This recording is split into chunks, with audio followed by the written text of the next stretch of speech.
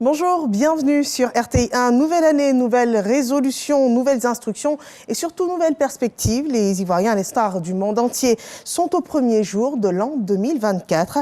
Une nouvelle année qui s'est annoncée avec la traditionnelle adresse du président de la République à la nation, le président Alassane Ouattara. Je vous propose un extrait.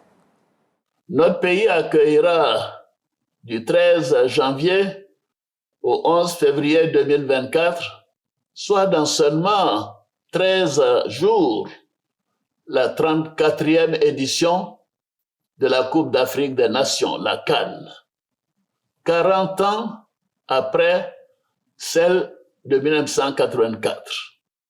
Cet événement, qui fait partie des plus médiatisés au monde, amplifiera le rayonnement de notre pays. La CAN représente, au-delà de l'enjeu sportif, une opportunité pour donner une nouvelle impulsion au développement de l'industrie touristique et culturelle et de plusieurs secteurs de notre économie. Conformément à nos engagements, nous avons mis à la disposition des organisateurs 6 stades de niveau international, des terrains d'entraînement pour chacune des 24 équipes qualifiées, des réceptifs répondant aux normes d'hébergement standard et des conditions de déplacement aisées et sécurisées. J'invite à cet effet nos compatriotes à l'hospitalité légendaire à se mobiliser pour réserver un accueil et un séjour des plus chaleureux aux différentes équipes nationales et aux supporters qui nous font l'honneur et l'amitié de venir dans le pays de la vraie fraternité. Chaque Ivoirienne, chaque Ivoirien et chaque habitant de notre beau pays devra se considérer comme un ambassadeur de la CAN. Mobilisons-nous pour faire de cette CAN une grande fête de la jeunesse, de l'hospitalité ivoirienne et de la fraternité africaine.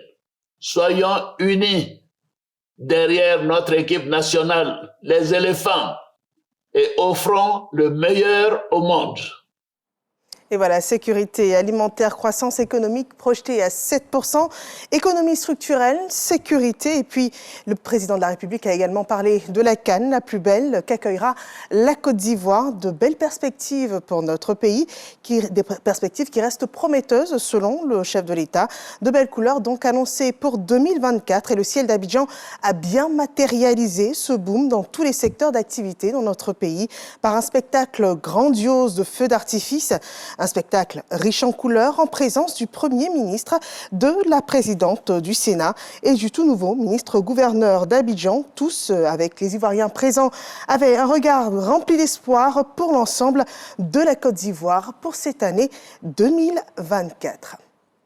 Et la traversée de l'an 2023 à l'an 2024 s'est fait sous haute sécurité sur tout le territoire ivoirien, et bien dans toute la Côte d'Ivoire et particulièrement à Bouaké. 475 éléments des forces de défense et de sécurité ont été déployés dans toute la commune. Un dispositif de sécurité publique intérieure appelé Mirador 2023 qui est composé de forces de l'ordre issues de la police, de la gendarmerie et des armées. Un reportage que nous suivrons au cours de nos prochaines éditions.